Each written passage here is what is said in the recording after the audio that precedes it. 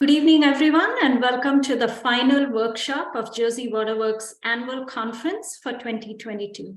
My name is Jyoti Venkatraman. I'm the Director of Collaborations and Organizational Equity at New Jersey Future. I'm also one of the backbone staff members for Jersey Waterworks.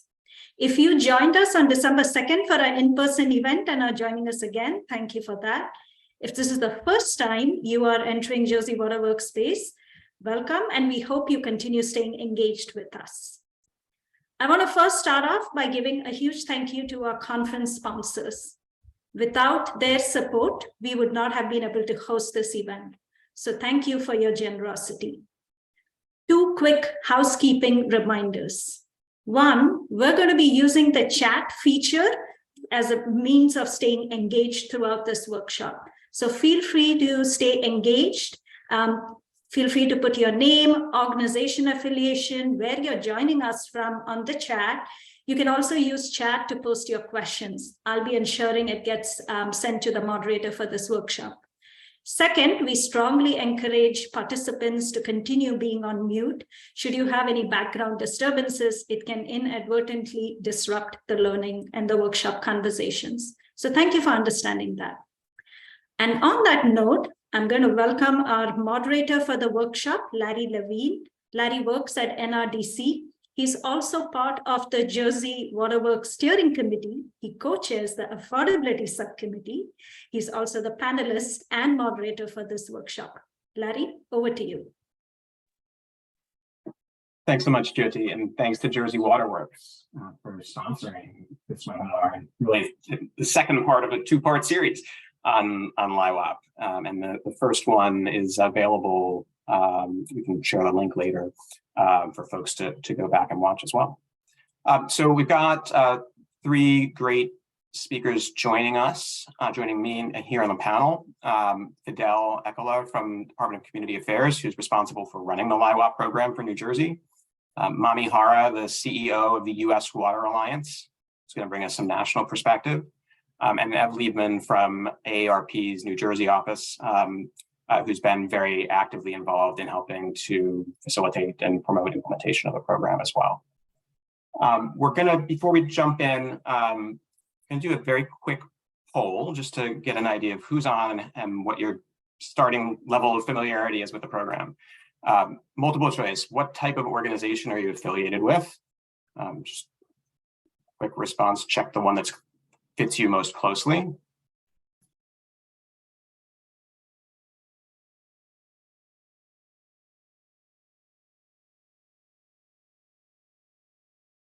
And then when you're ready, you can put up the second one.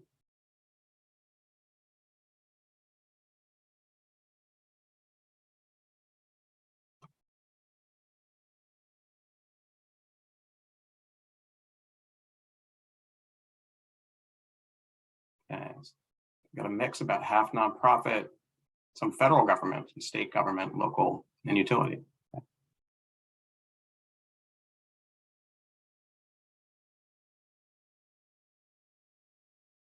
How familiar are you with LIHWAP? Low, medium, or high?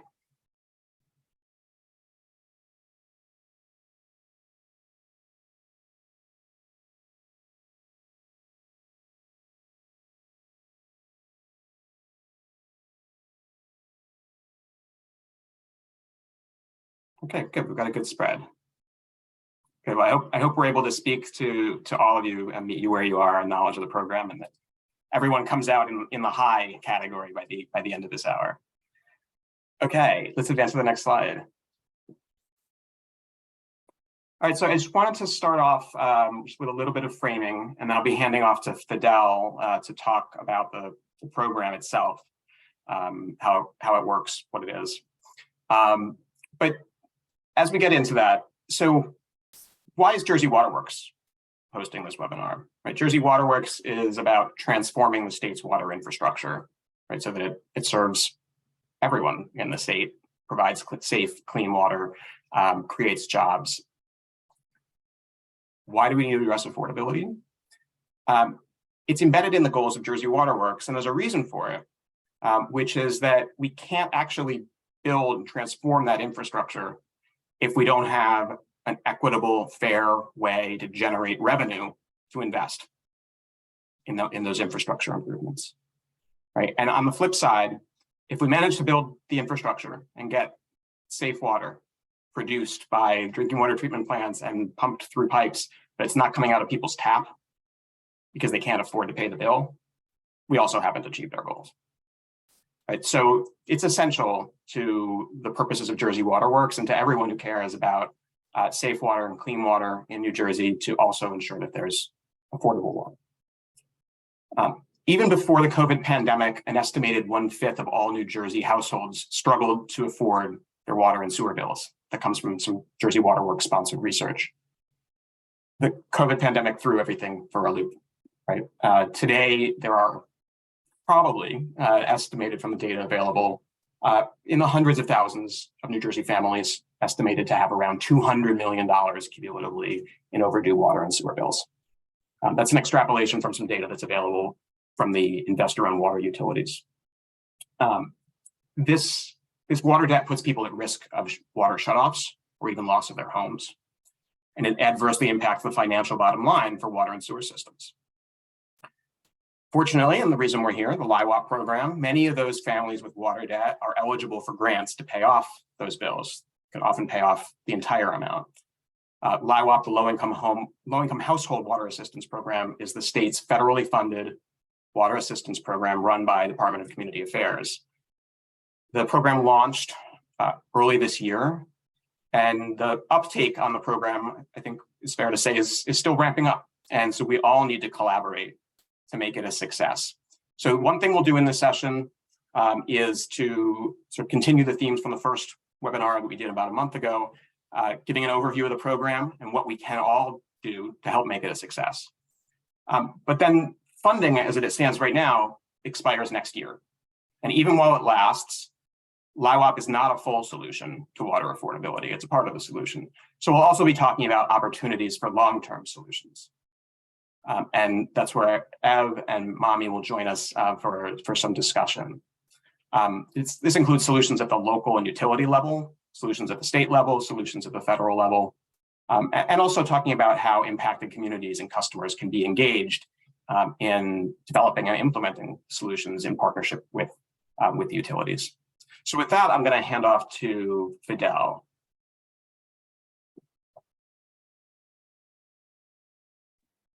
Thank you very much, Larry, and your team for having me participate in this conference today.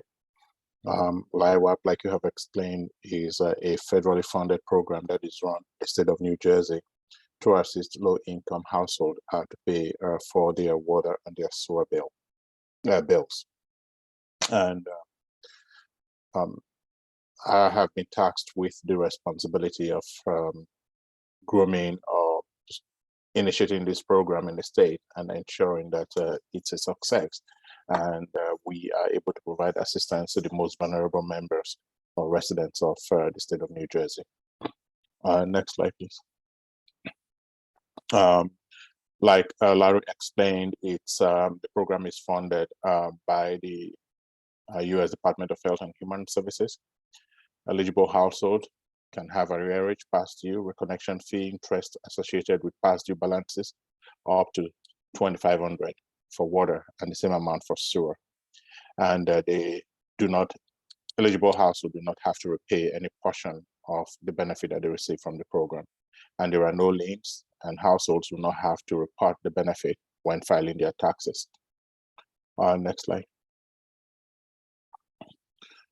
We received a total of $23.9 million in federal block grant through the Consolidated Appropriation Act and the American Rescue Plan. And currently there is no funding provided for LIHWAP in the 2023 budget appropriation, which other programs have started using. And the current funding, like Larry also explained, is available until expanded or until September 30th, 2023. Next slide.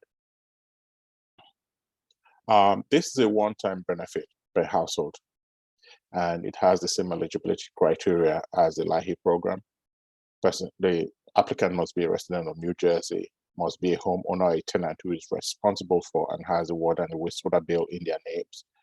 Their income must be below 60% of the state median income, and they must include at least one US citizen, a US national, or a qualified alien. And they must be behind in their drinking and or wastewater bills. Next slide. We have some categorical eligibility. Any household that has a member that has already received the Home Energy Assistance Program benefit, they receive the SNAP program, Supplemental Nutrition Assistance Program, temporary assistance for the for needy family, and the PA, the pharmaceutical assistance for aged and disabled. They are categorically eligible to receive the LIHWAP benefit. Next slide. Like I had mentioned earlier, the total benefit that each household is entitled to is $5,000. That is $2,500 for water, $2,500 for wastewater bills. But what we have done is this is the cap that we set, and it doesn't mean that everyone will get the $2,500 because we pay what the person is owing or what is passed to you on the person's account. Next slide. For utilities to participate, one of the rules or guidelines provided by the federal government in their funding, in their award letter, is that every vendor, every utility, water and sewer, has to have a vendor agreement and a non-disclosure agreement with DCA. And another thing that we encourage them to do is because of the way we do balance confirmation, they must promptly return DCA files requesting current balances of customers that have been found eligible. And then they have to have a vendor ID number, which is established with the New Jersey Department, New Jersey Treasury through the state NJ Stat portal. And utilities do not accept applications from customers or determine an applicant's eligibility. DCA handles that. And we strongly encourage utilities to promote the program to their customers, which has always been a theme song to them, to encourage their customers to apply because we still have funds available. Next slide. Utilities who are interested can contact DCA with any question by sending emails to me, fidel.ikela@dca.nj.gov, or Claudia Vasquez at dca.nj.gov, or the LIHWAP email address, liwap@dca.nj.gov. Next slide. Utilities, how utilities can work with DCA to push applications. They can assist the program by constantly reminding their customers who are behind that there is money available through the program to help pay their bills. They can do this through bill inserts, direct mailing, emailing, or on their website.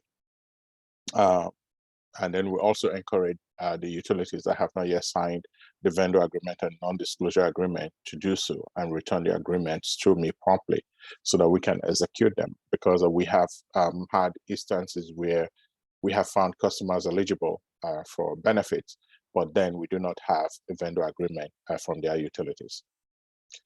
Next slide. To apply, we do not have a paper application because, like I said, for now, we know that this is a one-time program. So we have an online application, and customers can apply for LIHWAP through the link that is provided. But first of all, they have to create an ID. They can also call NJ211 for assistance in creating an application. And we also have agencies in every county, both regular CBOs and the outreach agencies, that they can also contact to assist them to create an application online. Next slide, please. Okay, this is what we always tell people: don't get shut off. Don't get shut off. As soon as you know that you need the assistance, please call NJ211. This is what we tell them all the time. Next slide. There are some documentation that we require for the LIHWAP application: proof of identification, social security card of every member in the household, proof of income, proof of residence, and then a current water bill. We ask for a current water bill because we need to ensure that that bill is in the name of the applicant. Next slide. Okay, the QR code can take anyone to the link for the application where they can initiate an application on their own. Next slide, please.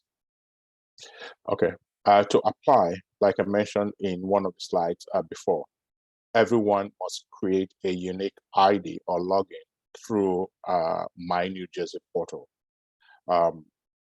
If you already have an ID, maybe because you got LIHWAP before or you got USF before, all you need to do is to log in with My New Jersey, or you set up My New Jersey ID if you are a first-time applicant. Next slide. I'm going to jump through this slide because this one basically is once you receive your login ID through My New Jersey, you log back into the portal, and then you choose assistance program that you want. You go through the program qualifications questionnaire, the applicant household details, and then program application. That, as you are going through these steps, you are providing information that your application is going to capture. Next slide. Next slide. Okay, these are the programs that are available in the online portal. We have the USF here application. We have weatherization. LIHWAP is the one that we are mainly concentrating on today because this is something that is critical that we need to take care of, since we still have a lot of money available to pay for bills, and not many people are submitting applications, and not many utilities are signing the vendor and the non-disclosure agreement. Next slide. Next slide. All this information will be populated once you go through the cards that we had talked about earlier. The key thing that many people still do not understand is uploading the required documents. And the way we have structured our application is, if you do not upload all the documents that we require, you will not be able to move on to the next stage. But it's very easy to upload documents, because once you choose the file and you hit upload, another button is going to come next to where you have to choose a file. It's going to say document uploaded, and it's going to show you the name of the document that you just uploaded. Next slide, please. You have to provide us your water service information, the name of your drinking or wastewater company, and then your account number. Next slide. Next slide, please. Another important thing that we always tell applicants to do with their application is you must certify your application by signing, because if your application is not signed, you won't be able to submit it, and it will be deemed incomplete. And if it's incomplete, we can't do anything about it. Next slide. This basically shows you all the applications that you have in the system.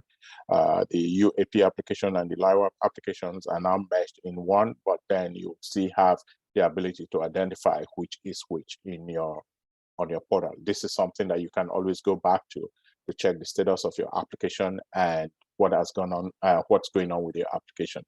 Next slide. So that's my presentation. I know I'm going to come back later because I need to provide some statistics on where we stand currently with our application. Thank you very much. Thanks very much, Fidel. And at the end of the entire session, we'll have an opportunity for question and answer, both of the panelists on the broader discussion, and also if folks have specific questions for Fidel, you can put those in the chat as well. Okay, so we're going to move into the discussion and bring in the rest of our speakers. So as I said before, we're going to discuss two things here. One is making LIHWAP a success in New Jersey, and the other is opportunities for long-term solutions. And those two things are related, right? One of the best ways to make the case for long-term solutions is to have the current LIHWAP program be a success, right? To demonstrate that demand is there, that we know is there, but to demonstrate it by getting the aid to people and showing that there is an ongoing need, which we know, but policymakers, if they can see it by the operation of this program, it's going to make that much more real. So I'm going to invite each panelist to just give a few opening thoughts. Feel free to give a brief introduction to yourself, your organization, before you launch in, but just a few minutes to each person. We'll go around starting with Ev. Great. Thank you, Jwadi, Larry, and Jersey Waterworks for organizing this evening's program. It's certainly a pleasure to be with you all. For those of you who may not know, AARP works to empower people to choose how they live as they age. And as part of this mission at the local, state, and national level, we work to advance a social impact agenda focused on health and financial security. We represent approximately 38 million members across the country, including 1.2 million Garden State members. Utility services are an important component of financial security for everyone, but particularly for many of our members living on low and fixed incomes. I think we all appreciate that utility services are lifeline services, just like food, housing, prescription medications. They are critical and essential for basic health, safety, and economic well-being. Larry talked earlier about affordability, and what we know is that almost every community in the United States has seen water and sewer rates rise dramatically in recent years. According to one study, the average water and sewer bill in the 50 largest US cities increased 31% between 2012 and 2019. And as I mentioned, these rising rates pose a particular hardship for those on fixed incomes. And then the consumer debt that can be related to water and sewer bills is also a growing problem. Water and sewer rate increases are driving up this debt, as well as the inefficient or leaky plumbing that may be found in older homes and apartments. As Larry mentioned, household water and sewer debt can lead to disconnection of service and, at worst, evictions and foreclosures. For many years, AARP has worked here and across the country to ensure access to safe, affordable, and reliable telecommunications, energy, and water services, as they are so crucial to health and economic well-being.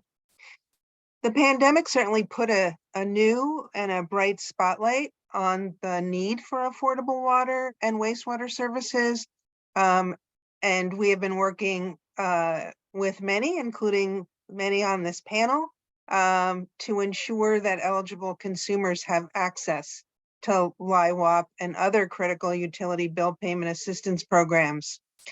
As mentioned, LIHWAP is federally funded. It is the first federally funded water bill payment assistance program ever established. Certainly a welcome and needed one. While we are trying to get more and better data, as of September of this year, our Board of Public Utilities reports that there are at least 144,000 residential customers who are in arrears. And we know that that's an undercount because it doesn't include data from a lot of municipal authorities. And those customers that we do know about, those 144,000 or so, owe $45 million in arrearages. So even if we spend, and I hope we do, every last penny of the LIHWAP program here in New Jersey, it doesn't meet even probably half the need that's out there. And of concern, and why implementation of LIHWAP is so important, those numbers of residential households that are in arrears has not really budged from last year to this year.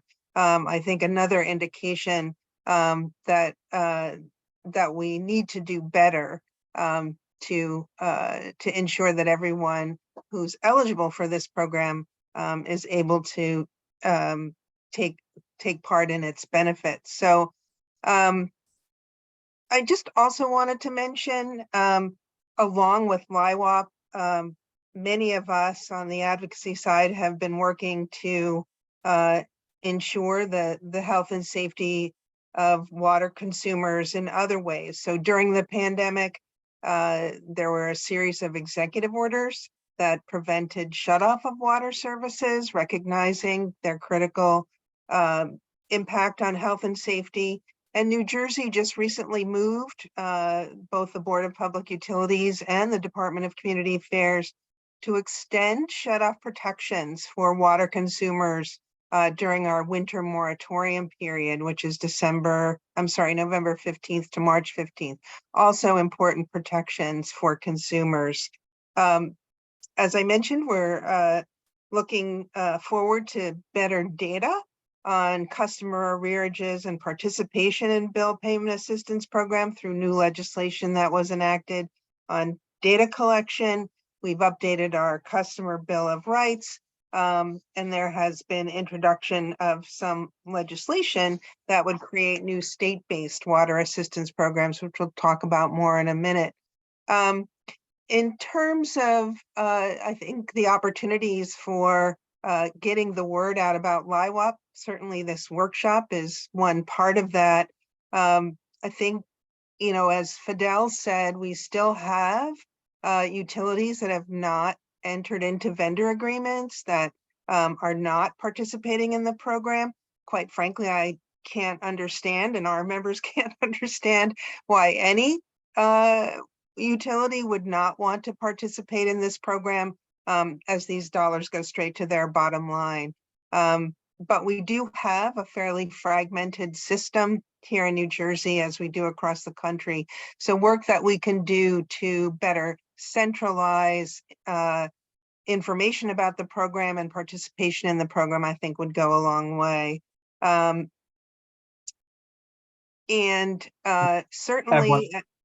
I was gonna say, why don't we take a pause at that point? Let's let Mommy get in a few opening thoughts from her perspective. Right. We're going to come back around to some discussion where we'll get a chance to get some more in.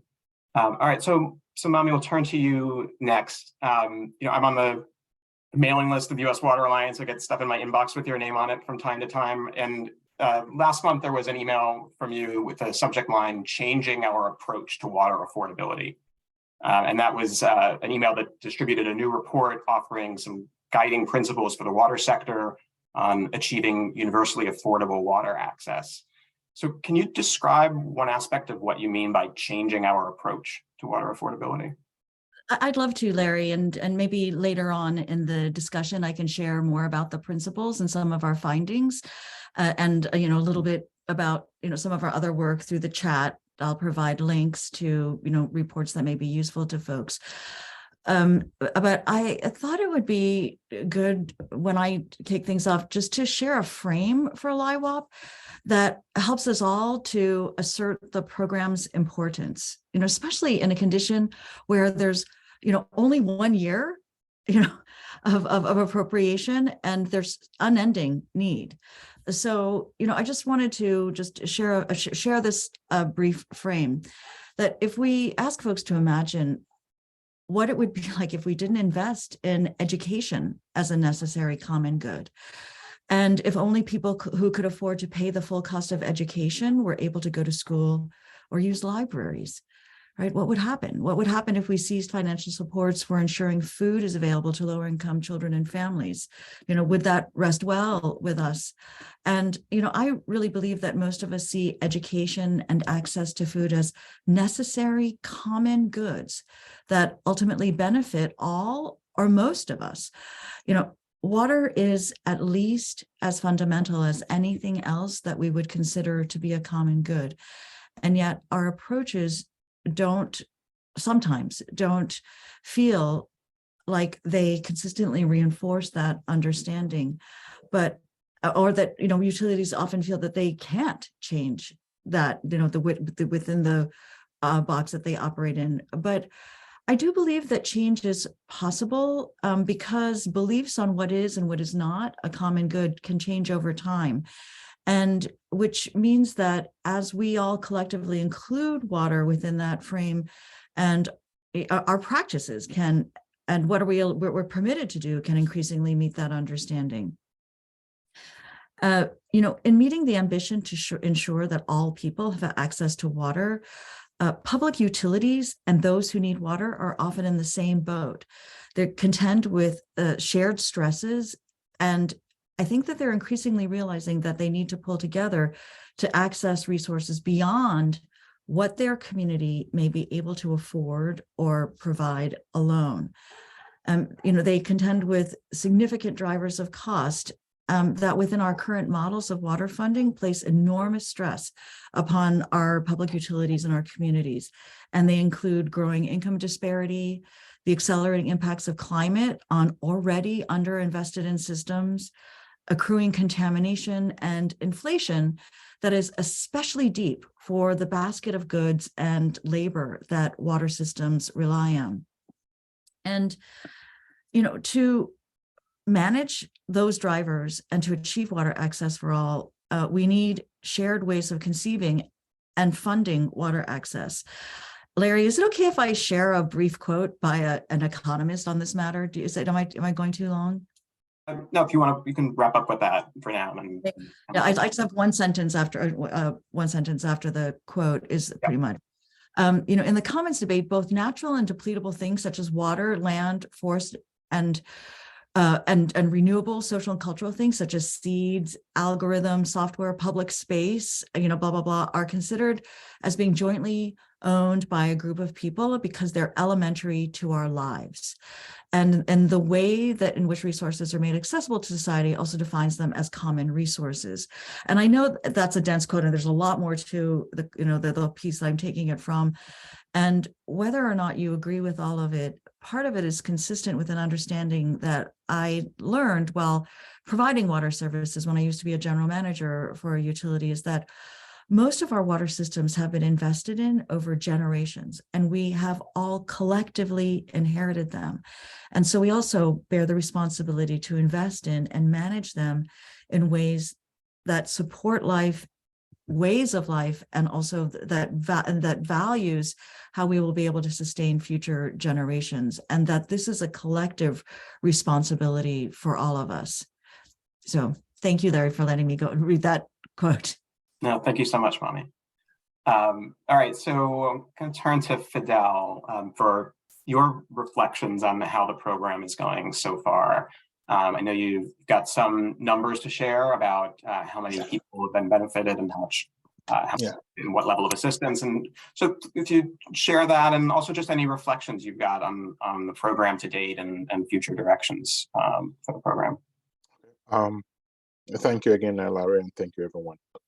The LIHWAP program is a program that we were not prepared for, but was dumped on us. We had to scramble to see what we can do to make sure that we got the benefits across to people. But what we have found so far is why many people are applying, not all the applications are complete the way that we want them. And then even those that have already received the benefit from LIHWAP, all that we require them to do is to provide us their water and their sewer bill, and then they will get their benefit. Today, we still have $17.8 million to spend, and we have between now and September 30th of 2023 to spend it. That's someone would say it's a long. We have enough time to spend this money. But when you consider that since March, when we opened up the application, we've only been able to disperse $1.7 million to 1,993 households, we do not have enough time. And it bothers me that there are some people who will call and say, oh, I need assistance to pay my water and my sewer bill. A lane is going to be placed on my house, and then you tell them what the requirements are and how to submit an application. You don't hear from them again. You don't see an application from them. Also, working with BPU, we have been able to determine that, like Mami and Eve said, there are thousands of households in New Jersey who are behind on their water and their wastewater bills, and they stand the unfortunate chance of losing their homes if a lien is placed on their homes and they cannot afford to redeem the lien.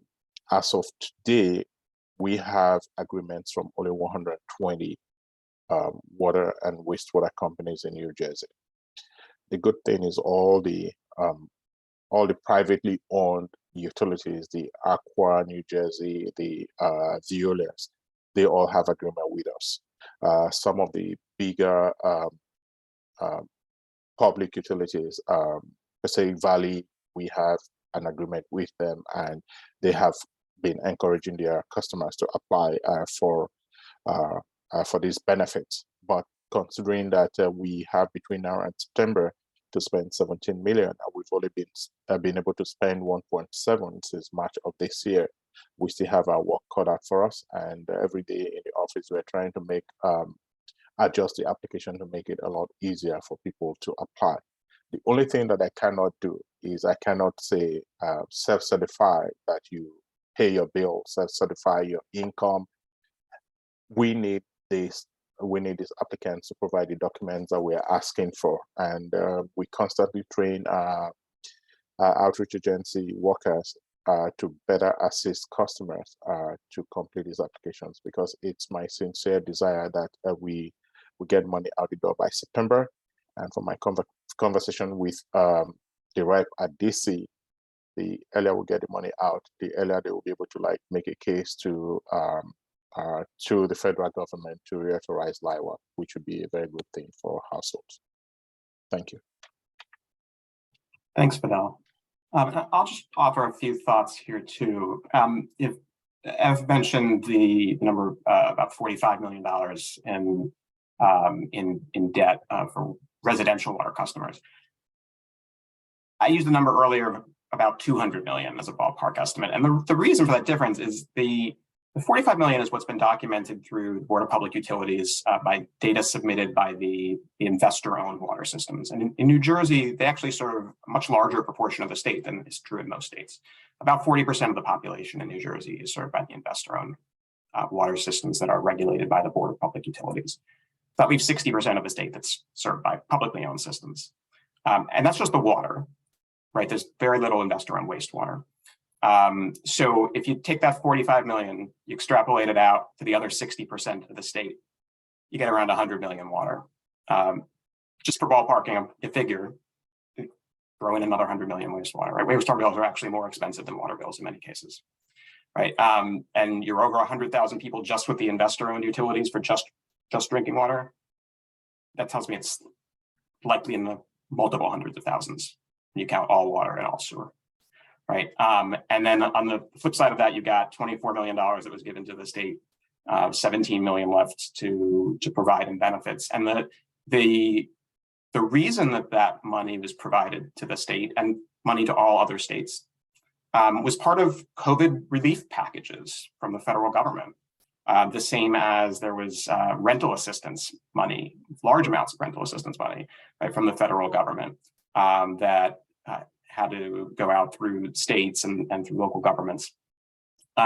Additional money for energy assistance that went out through Fidel's office in New Jersey. There had never been a water assistance program before in federally or in any state at the statewide level. And so the state has had to stand up this brand new program. Every state has, except for one actually that didn't accept the funds. It was one of the Dakotas. I don't want to misspeak and say which one. Which is pretty unfortunate. But the other 49 and many tribes as well did set up programs, and there's been varying results from place to place. There are some that have already spent all of their money, including states that got more money than New Jersey did. Pennsylvania actually has spent all of them. Different states face different challenges, or actually I should say probably many states face common challenges. One of the things that the federal government is learning from running the program is trying to understand where the barriers are, where the challenges are, and what has worked and what hasn't worked as well.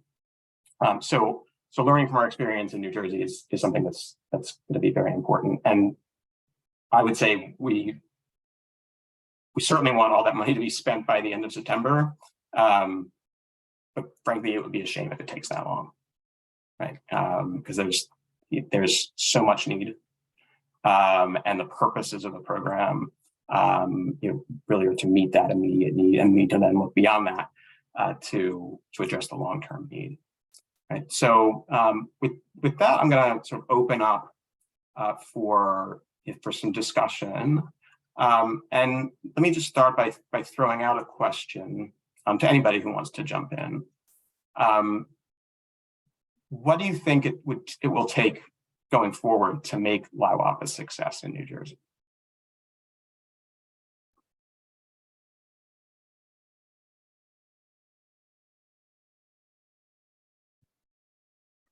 Well, this is Ev. Let me just first thank Fidel and his team. I do think that Fidel, you have, and the department has been thinking about this every day, trying to implement new ways to educate New Jerseyans and get the word out.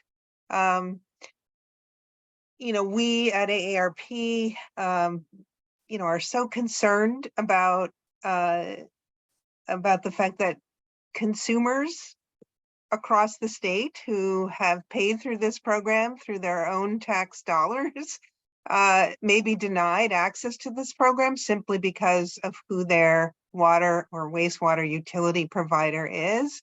And that is not something that should be happening.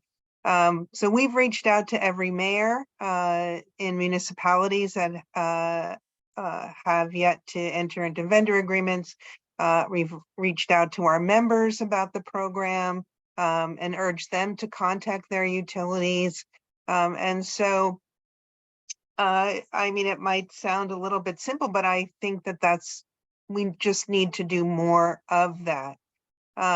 I think, and Fidel, I share your concern for those consumers who are facing liens, potential sale of those liens, potential foreclosure on their homes as a result of those liens, and haven't been able to access the program. So perhaps reaching out, not just the Department of Community Affairs, but all of us and more, to not just the utility authorities, but the tax collection offices, and urging them to ensure that they provide information to their residents, particularly those who are facing liens.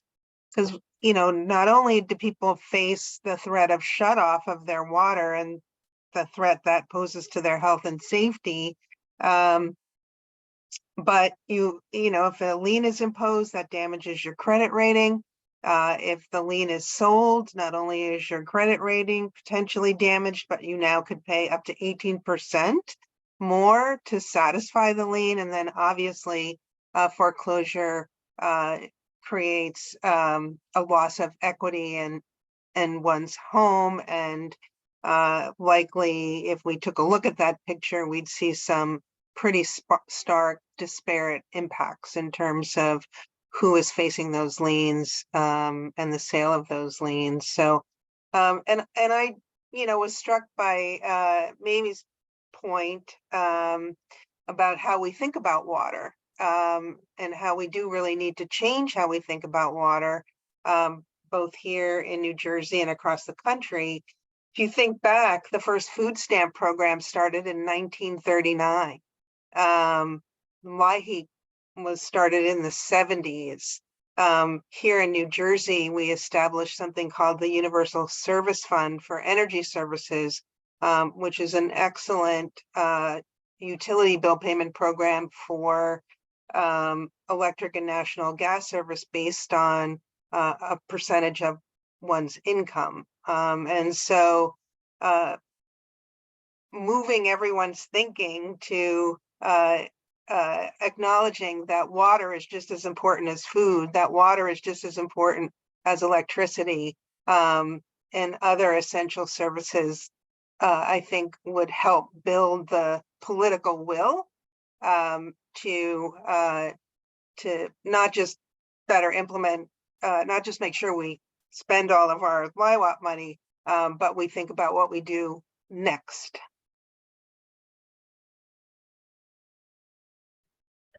Thanks, Ed.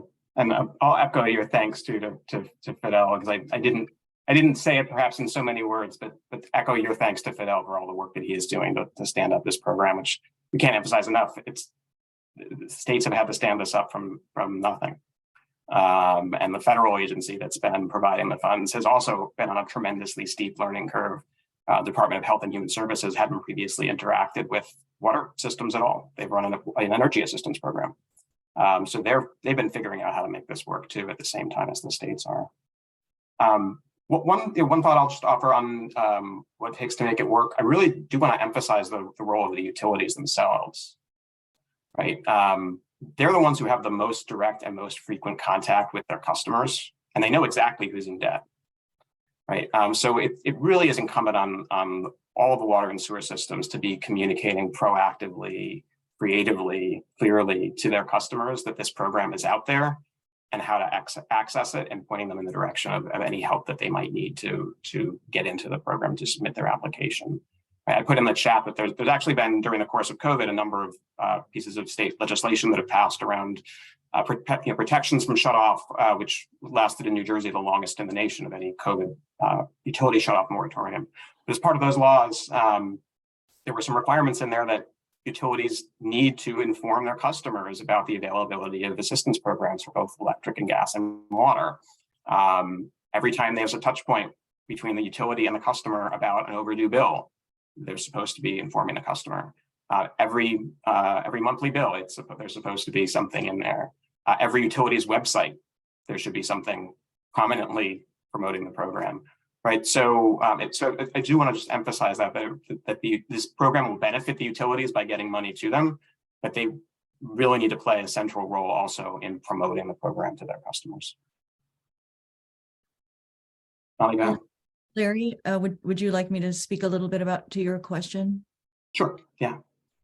So, first I wanted to say that Fidel, more than anyone else, knows how to best make this program accessible, because he's the true expert, and I'm just, just here as a visitor to your conversation. But I'm speaking from a perspective of a recent program that we invested in, where we worked with 8 utilities and community groups that were served by those utilities. The utilities from across the country, gathered along with their community groups for 18 months with us to talk about the barriers and approaches for improving access to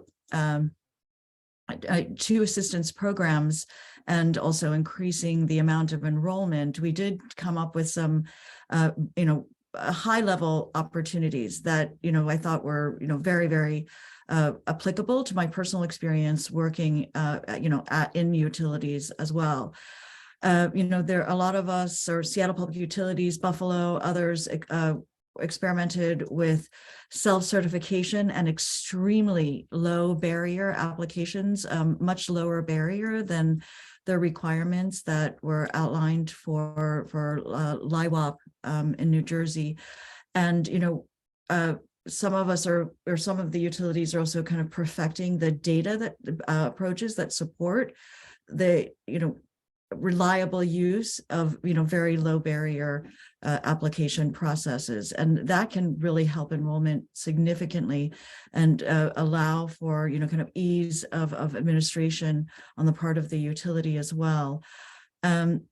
We also found that cross enrollment of households between different utility and other assistance programs was key, and very, very helpful in reducing the amount of paperwork that folks had. And then to user test community assistance program applications, to make sure that the forms and the approaches are friendly to the user and accessible, to hold focus groups to test the applications and get feedback to refine the processes. and also to partner with social services organizations to connect communities to community assistance programs. Those are a few of the approaches that the members of this, pilot discussion, felt they could consistently support. Thank you very much, everyone. For on our part, what we have done is we have consistently been tinkering with the application that we have to make it a lot more user-friendly. The only thing that we have not done is drop the requirement for document upload for anyone that does not yet have a LIHWAP application or a benefit in the system.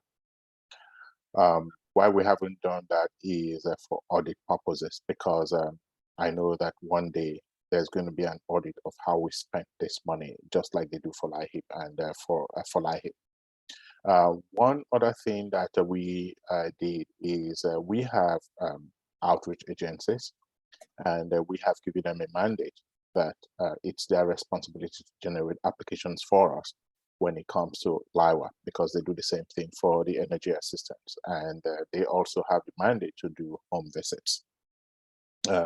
I'm expanding the number of staff that I have in the office so that we can adequately deal with the number of applications that come in, despite the fact that we have brought in all our CBOs, community-based organizations that help us with the energy assistance program to process applications for us. My biggest challenge is the turnaround when it comes to when we ask utilities to confirm balances for us.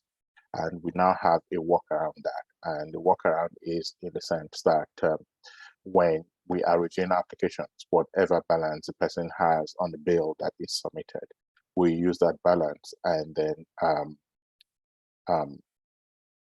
increase the amount that is due on the particular bill that we have, depending on the date of the bill. So we are trying to cut off the time that we waste waiting for utilities to confirm balances for us.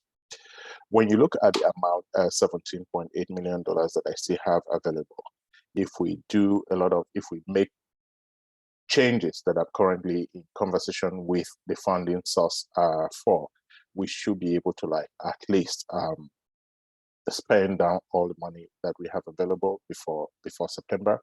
This is an assurance that I give to my management, but they want to see the result of my conversation with the funding source, with DHHS first, before they can give me a go-ahead to make all the changes that I intend to make with regards to the application. And I'm sure if we do that and we make it more accessible, we should be able to generate more applications. And as long as the utilities, they put out the word there that money is still available, which is what we do for the energy assistance program. ARP for the American Rescue Plan for gas and electric, we already had a foundation with the LIHWAP program, but for LIHWAP, we do not have a foundation. We are just building from basically nothing, but we are getting there and we're perfecting it. Thanks, Fidel. I'm looking at the time, and I know we're coming close to the end of the hour. I do want to give folks a chance to speak to this question of what are the opportunities beyond LIHWAP? And to Jyoti, I don't know if there's a possibility of going long. If folks can't run long, I'm happy to stay on a little bit beyond 7 if folks want to. But let me, at least within the time we've got, give each person a chance. Just what are your top ideas or thoughts or where else this policy development around water affordability needs to go? What are the opportunities for New Jersey in particular, or for any state, but for New Jersey to tackle this problem?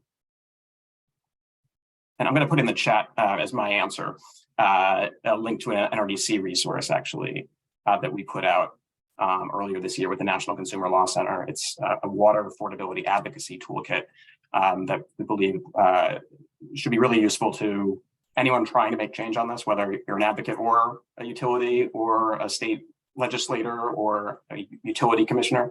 It really tries to collect a lot of resources and examples from around the country of ways that we can address what I would say are sort of 3 aspects of the problem. One is what to do when somebody's got a water bill they can't afford. One is how to make sure bills are affordable in the first instance, so that rarely happens. And the other is how to kind of create the enabling conditions for policy change, right? By having greater transparency around utility debt and shutoffs and so forth, and by having improved access to the decision-making process for community members. And so this toolkit speaks to all of those issues. Who else wants to jump in? I'll jump in. I would just say that, and there's a huge opportunity for our entire sector, not just New Jersey, to learn from all of those other services that are considered to be common goods, right? Let's look at how education is delivered and funded, but at the level of funding from the federal government, and what are the criteria that we apply for access to those common goods, and just examine what we can learn from other sectors and other areas. I would just add a couple things, and Larry, the toolkit is really excellent. I would really encourage everyone to take a look at that. As we mentioned earlier, legislation was enacted to require utilities to provide more data. So once that bill is fully enacted and operational, I think it will give us a much stronger base for making the case to support both continued and hopefully more federal funding for a permanent LIHWAP, in the same way that we have a permanent LIHEAP and we have a permanent food stamp program. And then here in New Jersey, I don't have the bill number on me, maybe Larry, you do. Legislation has been introduced to establish a water bill assistance program that would establish a task force to develop that program and initially appropriates a $75 million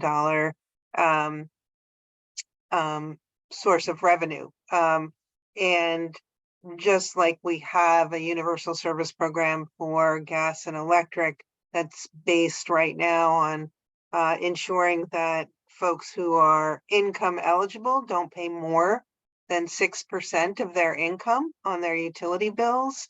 And if those utility bills are higher than 6% and they qualify for the program, their bills are credited.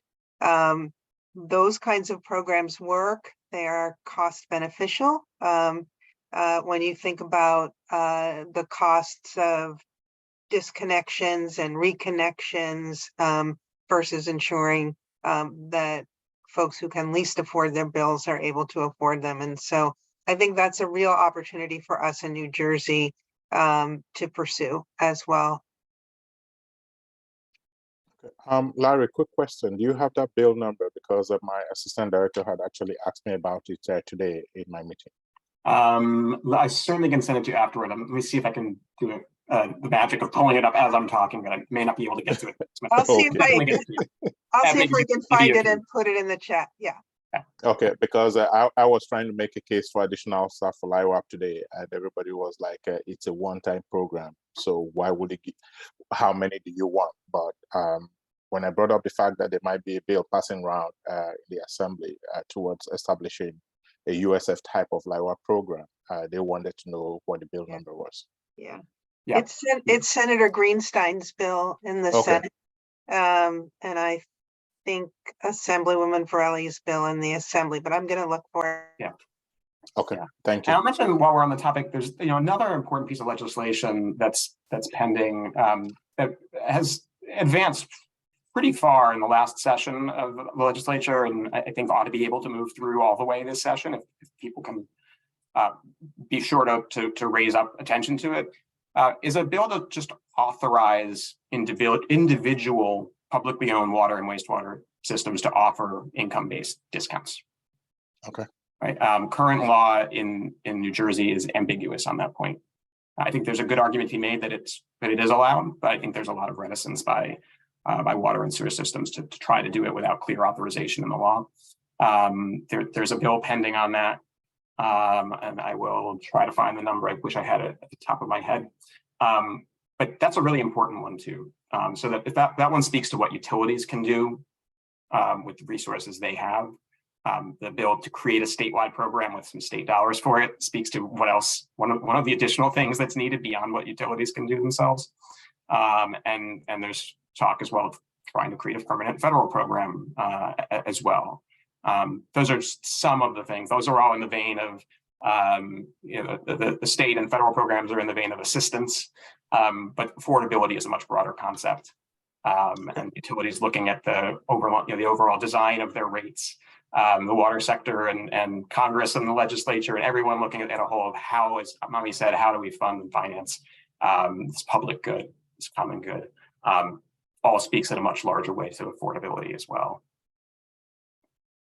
All right, we're now about 5 minutes over, so I think we probably ought to wrap here.